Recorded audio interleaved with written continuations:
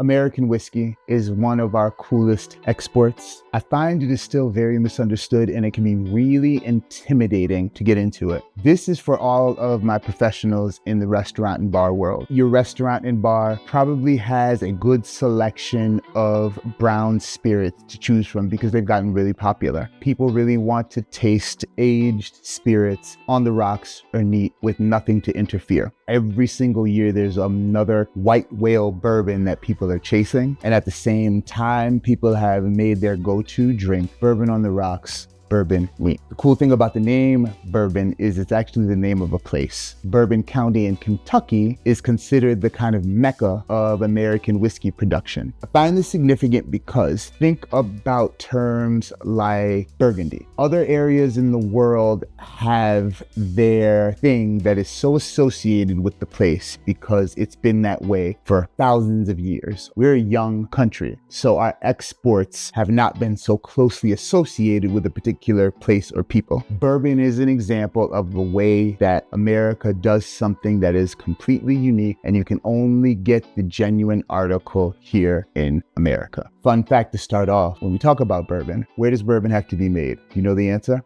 If you said Kentucky, you are wrong. Kind of. You're actually right as well, but bourbon can be made anywhere in the contiguous 50 states, which I think is even cooler because Bourbon County has kind of exported its culture all around our lovely country. So, what is whiskey in the first place? It is generally accepted as any cereal grain-based non-neutral spirit. So what does that mean? So a neutral spirit, I don't care if you're distilling from grapes, grain, or Twizzlers. If you distill to a certain strength, you strip away pretty much all of the odor, all of the color, and all of the taste of the spirit. To distill a non-neutral spirit is to stop the distilling process before it gets to a certain alcohol percentage or ABV. I believe when we're talking proof, it's 140. I have to double check myself. When we're talking about American whiskey, bourbon. But what makes bourbon bourbon? There are some rules. It has to be made from at least 51% corn. Corn goes into the mash. They make a beer out of the mash, and that fermented beer is what eventually becomes your whiskey. Corn is going to give the whiskey notes of vanilla, notes of orange, and have it end on a sweeter note. The rest of the acceptable ingredients can be barley, wheat, and rye. The mash bill of the bourbon, that's the percentage of each one of these components, really affects the taste. It has to be distilled to at least 40% alcohol by volume. That's 80 proof, and that's the standard of most spirits that are not sweetened. And I think the thing that's most important that affects the flavor, it has to be aged for a minimum of 2 years in new charred American oak barrels. Oak, there's French and there's American. American oak is more brash and upfront. French oak is going to be a little more chill. They say French oak is a little more spicy, American oak a little more vanilla. Charred. The inside of the barrels are toasted. This is going to obviously affect the outcome of the flavor in the whiskey. That char starts sugars to caramelizing, and it also adds to the sweetness and the slight smokiness that you're going to get to bourbon.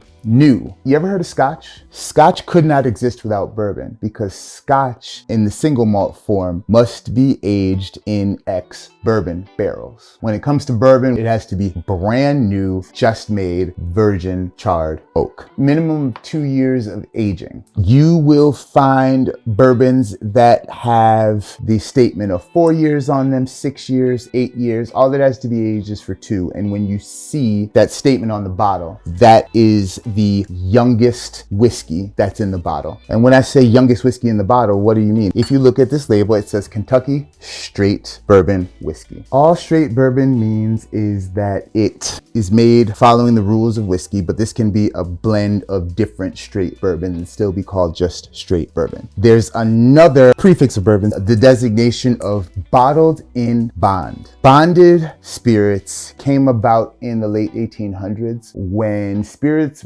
weren't even sold in the bottle. They were sold in the barrel and they were stamped with the brand name. Bonded whiskey is whiskey that is made under government supervision. Bourbon only has to be 40% ABV. Bonded bourbon has to be 50%, so 100 proof. Bourbon only has to be aged for 2 years. Bonded whiskey has to be aged for 4 years. Straight bourbon, it can be a mix of different different bourbons. Bonded bourbon has to be all from one distilling season. Also, the distillery must have its distillery number stamped on the bottle. So, straight bourbon, bonded bourbon. Those are gonna represent your two most popular styles. There are some other newer styles that maybe don't have a legal definition. Both of these terms are protected by law. Cask strength is any bourbon that comes out of the barrel and is served at the same strength in which it was distilled. There's something called proofing that happens with alcohol. I love me some Eagle Rare. This comes in at 80 proof or 40% ABV. It did not come out of the barrel like that. It probably comes out of the barrel between 109 and 116. That is, number one, not palatable for every person's taste. And it takes a lot more technical skill, care, and aging to have something of that higher ABV be palatable and not literally rip your face off. So they do something called proofing, and you proof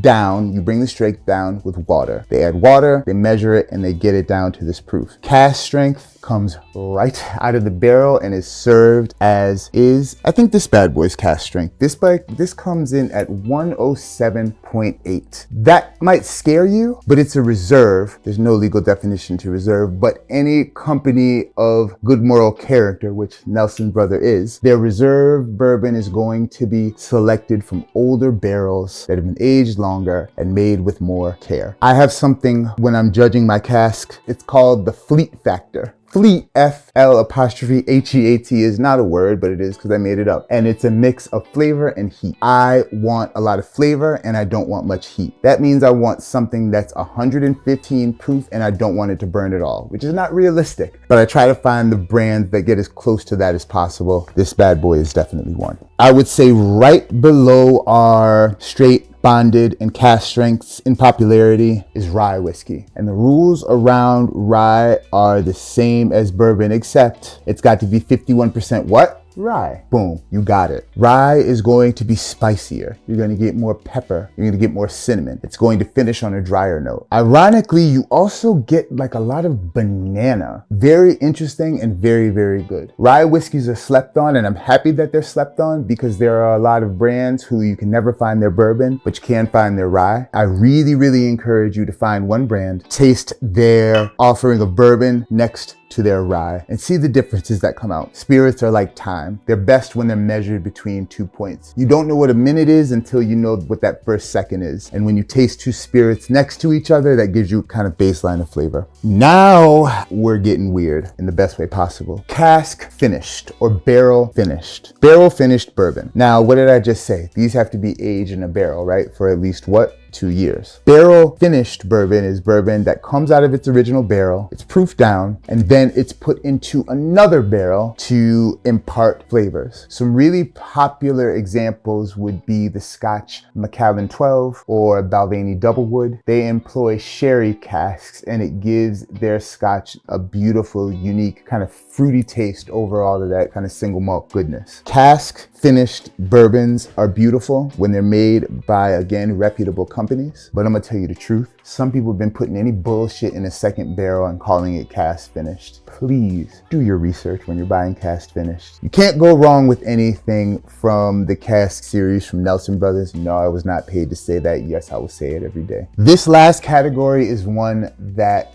bar geeks love. This bottle is everything I love. It's obnoxious, it's bright, and it's yellow, and it looks way retro. Mellow corn whiskey. When you think corn whiskey, think about the person you get a picture of. You know what we're picturing. It involves overalls, it involves a hairy chest, and it involves a lack of undergarment, but that's fine. Corn whiskey does not have the best reputation. However, this right here, what is this? This right here is corn whiskey, but it's called bourbon. Why is this labeled as straight corn whiskey? Remember what we said, bonded. Bonded has to be quality. This right here is made, bottled, and bond. So what of this? The rules are